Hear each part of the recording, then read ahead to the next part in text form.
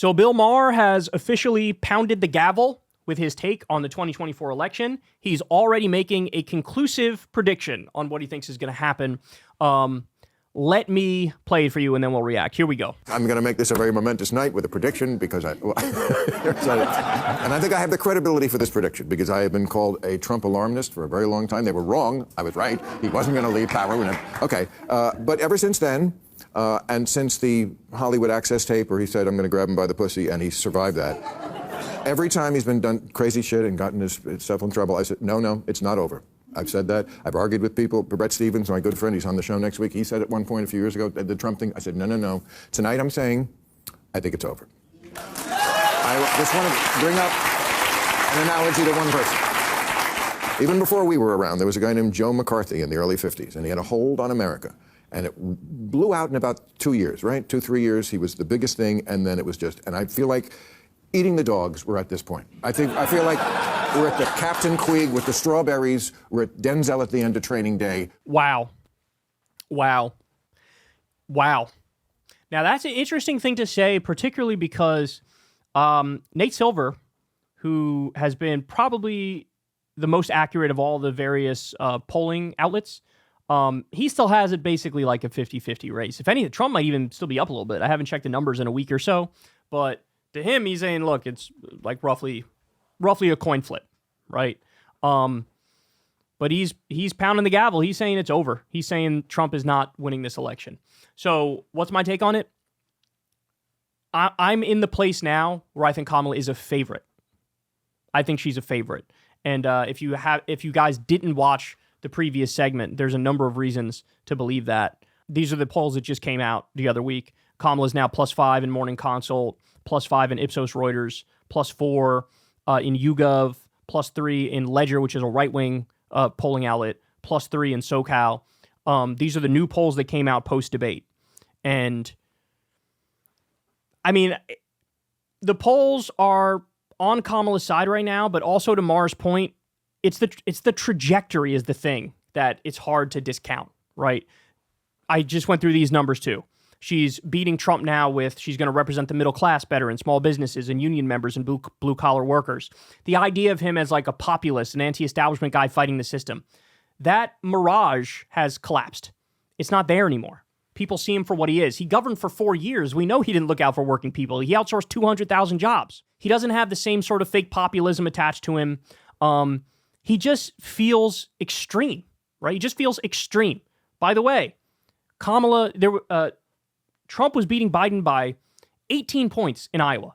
Kamala's now 4 points down in Iowa.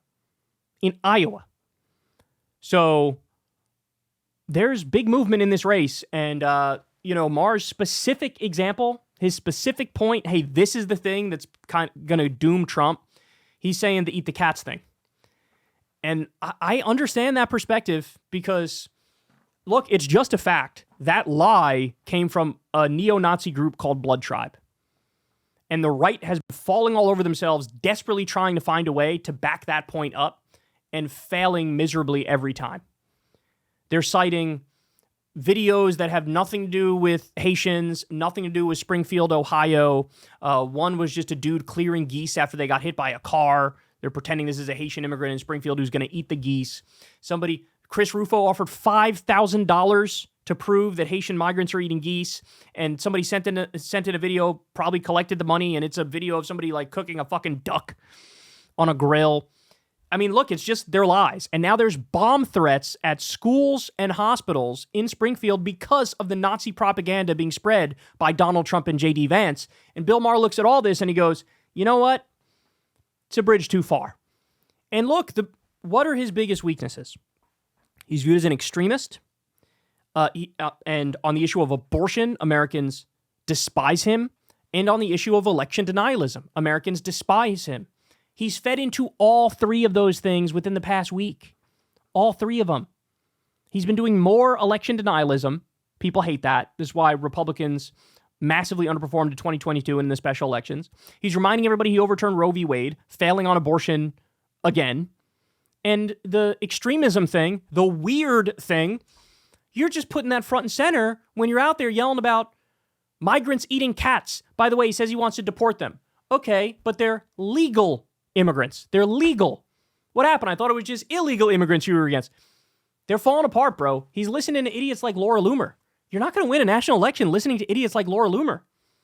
So look, I understand why Bill Maher is pounding the gavel. I understand it, but I'm not quite there yet. I'm not there yet. I'm sitting, she's got a 62% chance of victory. I've made that number up, but that's how I feel. 62% chance of victory. That's where I think we are right now.